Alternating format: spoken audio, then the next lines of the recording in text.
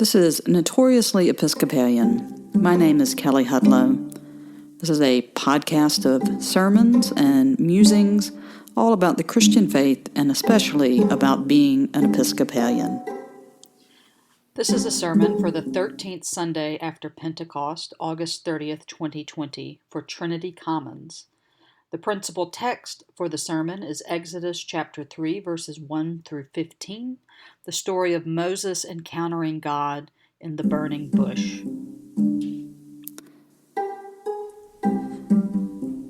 I have spent probably more time than I want to admit during the pandemic getting caught up on watching movies and Netflix and things like that.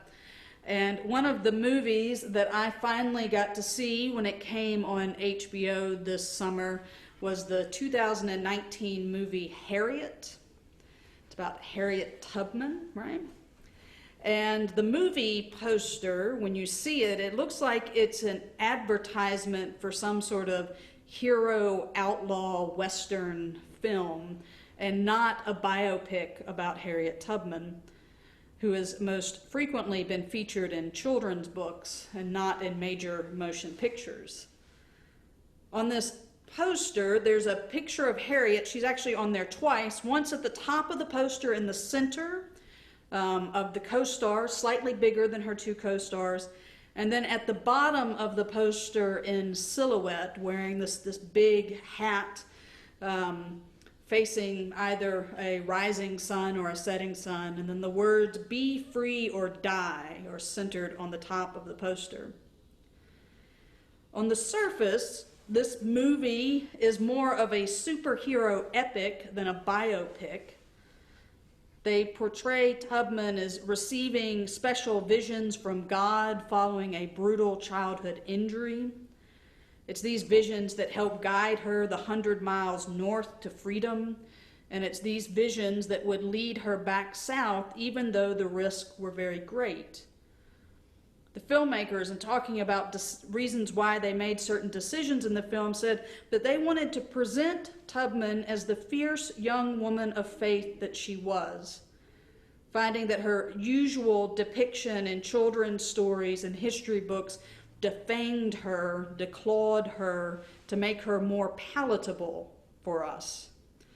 So here, in this superhero movie, was Harriet Tubman, all of 5 foot tall, a black woman guided by her love and her faith to lead her people to freedom. In the 10-year period covered by the movie, Harriet, in real life, makes 13 trips from the north to the south and leads some 70 people, many of them her family, to freedom as a conductor on the Underground Railroad. While the movie doesn't go into detail about it, it does reference that during the Civil War, she would serve as a Union spy and would lead a raid that would free 750 enslaved people. For this, she was called then, in the movie and now, the Moses of her people. Today, we encounter the story of Moses again. Last week, having heard his origin story, this week we get Moses, a grown man and on the run. Moses, who grew up in Pharaoh's palace, has killed an Egyptian for striking a Hebrew. This is not an act of bravery, but instead Moses takes great care to make sure no one is looking before he strikes the Egyptian. He's not viewed as a hero by the Hebrew people, and when Pharaoh finds out, he seeks to kill Moses to punish him for the murder. So Moses has run to the land of Midian. Here he finds refuge, a wife, a family, and a job. And while Moses settles into his new life, the old Pharaoh dies, the Israelites continue to cry out from their bondage, and the narrator tells us that God hears these people, God sees these people, God knows these people, and that God remembers. Now, when God remembers, we know that means action is soon to follow. And so cut to the reading that we have today, Moses, while at work doing his job as a shepherd, quickly pays attention when he notices an angel coming out of a bush that is burning without actually burning up. And so he stops to see what is happening. And when God calls him by name, Moses rightly says, "Here I am."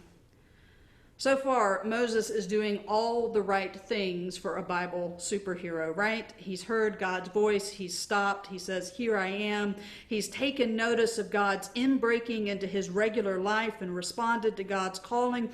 He even will remove his shoes when instructed because God has made this mundane patch of grazing land holy, and he hides his face as to not look at God directly. All the things that you're supposed to do in the midst of a theophany.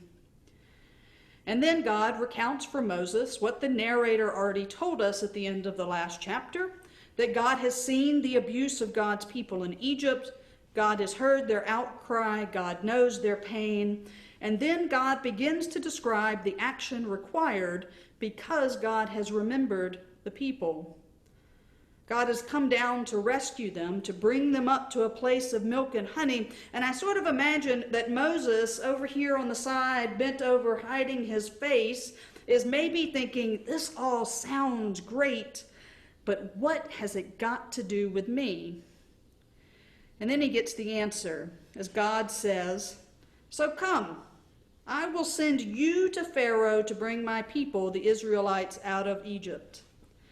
And if there was a soundtrack playing at this moment, I like to imagine that we would hear that sort of scratching noise that normally gets made as the needle slides across the record that indicates something has gone a little bit off course. Moses is no longer enthusiastic about this holy moment that he is in, and his response to God isn't a resounding yes, but is instead to say, "Who am I that should go to Pharaoh and bring the Israelites out of Egypt?" Who is Moses? He's a murderer. He's a fugitive. He's someone that is neither accepted or respected by either the Israelites or the Egyptians. So who is he that he should go to Pharaoh so that he could be locked up for murder? Who is he that the Israelites should pay him any attention? Now, since we know Moses' origin story from last week, we might be tempted to respond, well, you, Moses, you owe your life to the faithful defiance of Shiphrah and Puah and of your mother and sister and adopted mother. You have been surrounded by faithful women that have challenged Pharaoh since your birth. Or we might say, you were raised in Pharaoh's court, saved from the abuse of the Israelites, given the privilege that comes with power and wealth. You should go back to where you came from. Who am I that I should go to Pharaoh and bring the Israelites out of Egypt?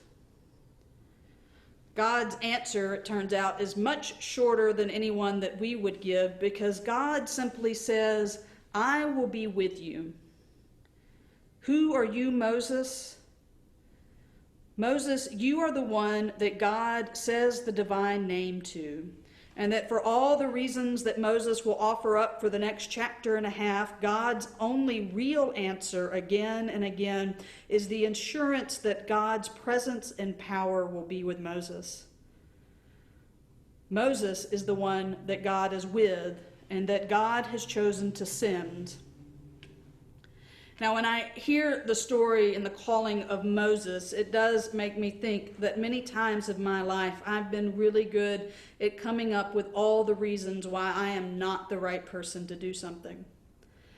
I can usually very quickly point out all my shortcomings, and no matter how long the list is that I can come up with, it at the end of the day doesn't change the fact that God is sending me somewhere to do something. I'm also really good in those moments of feeling God's call on my life to try to shape and limit what God is actually asking me to do. Surely I'm not called to do this particular thing. Surely the church is not called to take this particular stand. Surely God would rather avoid conflict or the arguing or the stress. But all of this is just a way to avoid the fact that God's call is clear. It was clear to Moses, "I will send you to Pharaoh to bring my people, the Israelites, out of Egypt." God sees clearly, hears clearly, and knows clearly the pain of God's people suffering under oppression. and God remembers them, and God sent Moses to bring them out of it, and God sends us to oppose the injustice of this world. So when we encounter Moses, maybe we can be reminded of Harriet, who, when she was sent, trusted that God would go with her and that she would go and bring her people to freedom. And so when we hear God's call and we say, "Who am I? Who are you? Who are we to do this? Who are we that we should be sent to set people free? Who are we in this moment of pandemic and injustice?"